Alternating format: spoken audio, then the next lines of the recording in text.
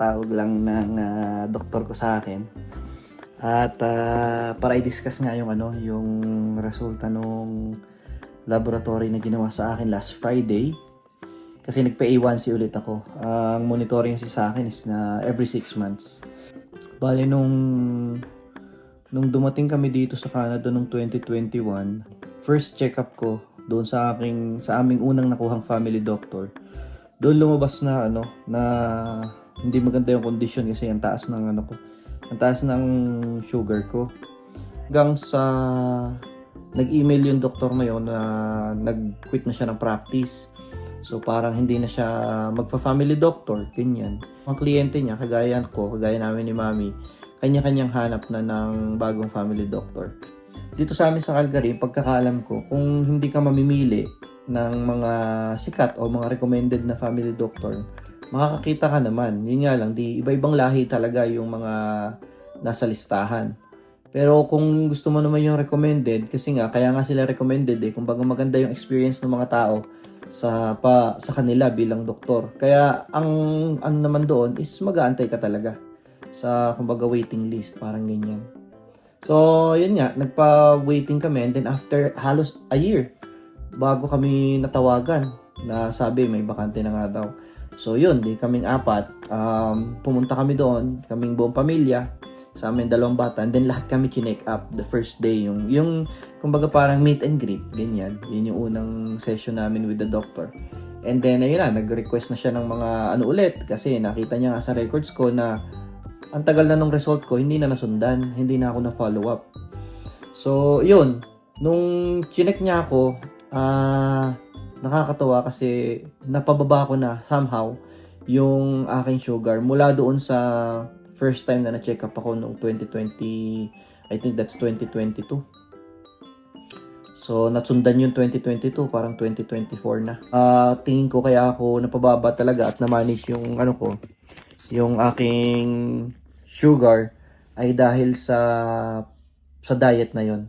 Yung more on gulay, nagkakarne kami, kung gulay karne, pero talagang less kami sa kanin. Second check-up ko with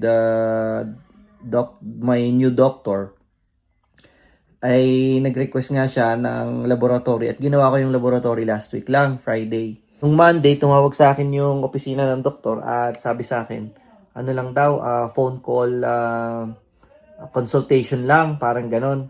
Napag-isip-isip ko na kagad, sabi ko, siguro maganda yung result. Kasi usually nga pagkakalam ko, pag hindi maganda ang resulta ng laboratory dito sa Canada, tinatawagan ka kagad ng doktor para ma-discuss yun. So yun nga, katatawag lang sa akin ngayon, 4:30 ng Friday. At sabi niya nga sa akin, natutuwa siya kasi i-maintain ko daw yung ganito at napababa ko ng araw yung sugar ko. At hindi ako makapaniwala kasi nga sabi ko sa kanya, nagigilty pa nga ako. Kasi yung mother-in-law ko na andito sa Canada. 2 months na sabi ko. So lately, panay ang kain namin, panay luto ng masasarap, kain ang kain. Na-share ko lang kasi nakakatawa lang. Did you say arise? So, kami ay pupunta ngayon ng Glenmore Park. Sa South Glenmore. Kuhanin mo, nak. And then, we're gonna go biking. Tara, punasan mo, ang dumi. Kaya lang, din namin kasama si Mami. Sasama namin si Mama at saka si Lola ba, maglalakad sila. Kaming 3 magbabike. Yun, pupunta kami sa park. Kami lang, wala si Mami. Pasok siya. At kotse pa siya. So, makakalabas si Mami alas 9 na. Pag-uwi niya, ako naman mag-OT. Mag-OT nga ngayong Friday? Sinisipag tayo ngayon eh. Message si Mami. Message? Ayun, basahin mo nga, sige. A few moments later. Tara, baba tayo doon. Sige, bike ka na lang. Sige mama, tatagpuin natin dito.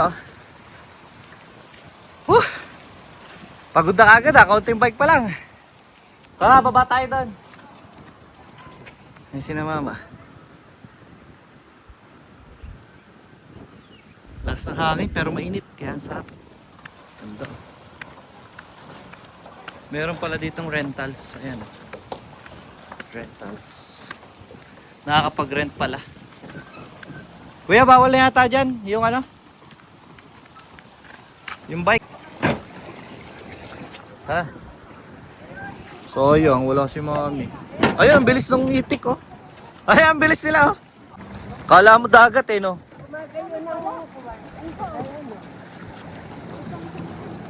Mga bata ang itik. Baby itik. Ayan. Naalon. Ay, lalo doon, nalakas, oh. Ay, baka kaya mo naman mamaya doon, eh, oh. Tumatahip. Oo, kasi kayo yun. Oo, pinagdugtong-dugtong na kuwan lang yun. Johan, hanggang dito lang. Plastic. Bebe, Hindi, ilalim ito plastic din. Oo. Pero at least nga, flat siya. Buo ang pag-wave niya. Hindi kagaya nung pira-piraso nagwe-wave. Ayun, nalipadan. Naku, patay ka. Baka sa tubig ko, ano. Baka sa tubig pulutin. Oh, shit. Oh, no. Oh, buti na lang. Ako dito, patay. Lalangoyin pa. Apulate. Swimming is not allowed. Dogs are not allowed. Because this is drinking water. Yeah. Babalik na kami. Tapos si mama maglalakad papuntang pump truck. Doon na kami magkikita. Hahapitin na namin itong tatlo papunta doon sa malayo. Hapit na. Ayan na. Gusto mo mag-speech? Wala nakapag-vlog ka? Hindi, okay na. Mamaya na ako magbablog sa pump truck. Wow, ang galing. May tunnel. First time namin dito sa Whistlehead. Dito sa part na to. Nasa ilalim na yata kami ng mga community. Ang ganda! Hello! Hello! Go, go, go, go, go! Wala akong preno. Yun, kalabas na kami. Uy, oo nga. Mga bahay na to, Oak Ridge. Nasa likod kami ng Oak Ridge. Oh, ang galing. Kuya, palit tayo. Nahihirapan na ako. Aw. Ayo, try namin tong ibang daan. Pag niliitan mo yan, ano palalo yan? Gaganit palalo yan. Oh, no! No, labas na tayo, kuya. This is not the way.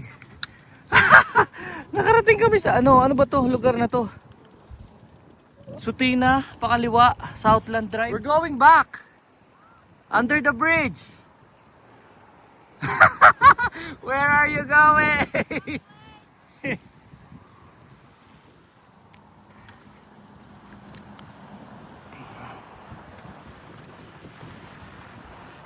Ganda nito, oh. Astig.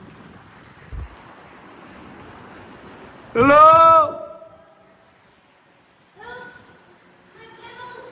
Tungtungan mo yung pedals mo. Ma-outbalance ka niyan. Ang ganda, guys. Ang sarap mag-bike dito, talaga. Ang daming route na pwedeng puntahan. Pero babalik na kami sa mismong South Glenmore Park kasi baka nandun na si mama sa pump truck. Ito, paborito namin talaga playground. Itong South Glenmore Park Bicycle Pump Truck. Ang cool talaga. Pwede yung mountain bike, pwede rin ang mas maganda BMX. Go, Johan! Oh, nakaahon ka! Yeah. Go, go, go! Restart! Ano? Galing eh. Tumapang na sila. Nung una, kabadong-kabado si Johan. Natatakot siya. Ngayon, okay na. Gamay na niya. Kailangan ma-memorize mo kasi yung route. Yun. Ito? Lalim din yan Diyan eh. kita. Yeah.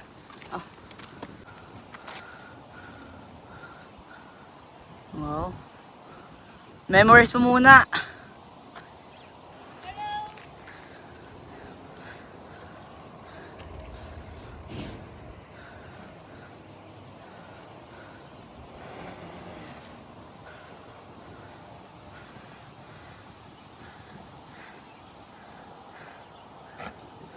Di ba nasayad nga? Bilisan mo naman.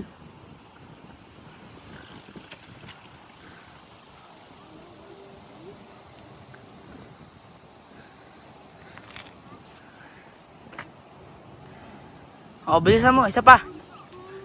Sa pabilisan mo naman.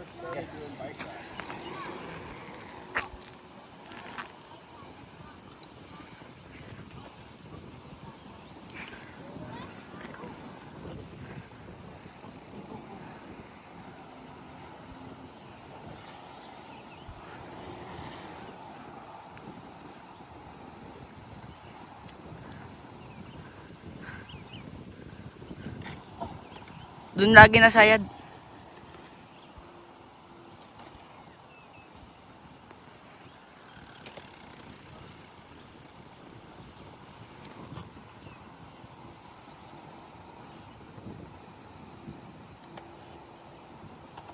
Pag sobrang bilis, umaangat yung unahan.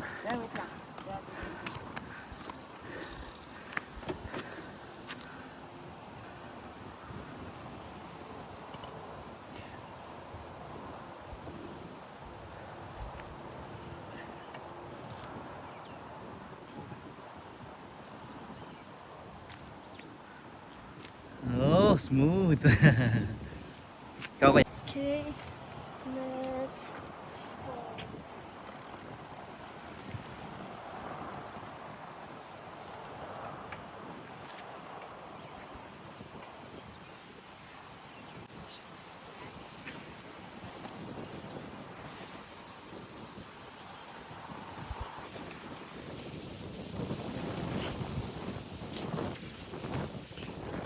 Sayat, huwag kang pipidal dun. Oops! Oops! Careful, Johan. Tumawag na siya. Oh, wait. Tinatry ni Kuya yung kulay blue. Ito yung mas mataas yung difficulty. Kapag tinatry kong mabilis doon sa part na yun, guys, nag-overshoot ako, muntik na akong tumalon doon sa parang. Pag sobrang bilis. Kasi yung dadaanan mo dito pag mabilis is puro wall. Puro nakatagilid. Pero sobrang adrenaline rush. Kuya, speed! Game, round 2. Nag-easy. May programa sila. Speakers pa.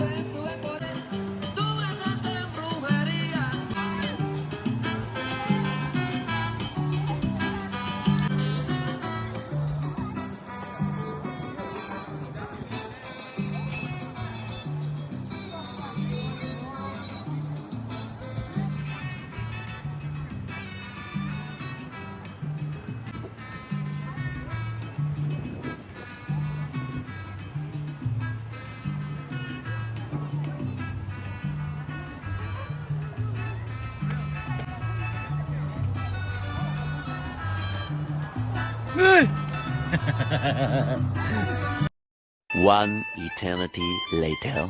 Overtime tayo, guys. Overtime. We're on our way to work. It's Friday.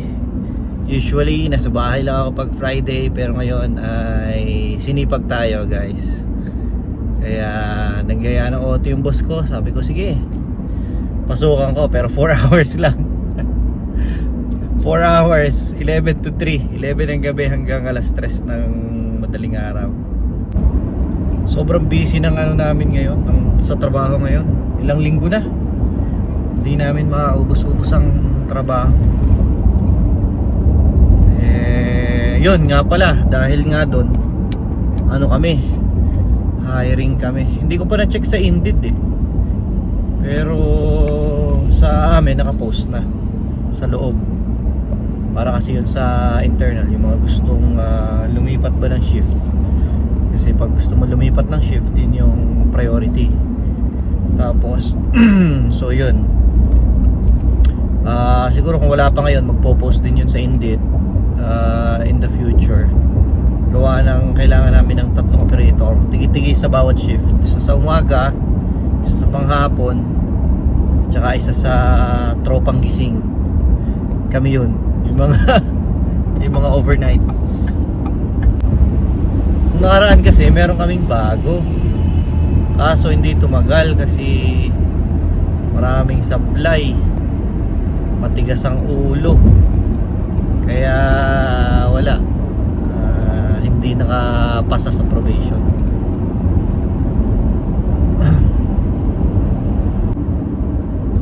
Buhay Canada. Ganda dito kasi pag overtime, pag holiday double time yon, double pay. Kaso ang problema, ang laki rin ang napupunta sa tax. Ganun talaga dito.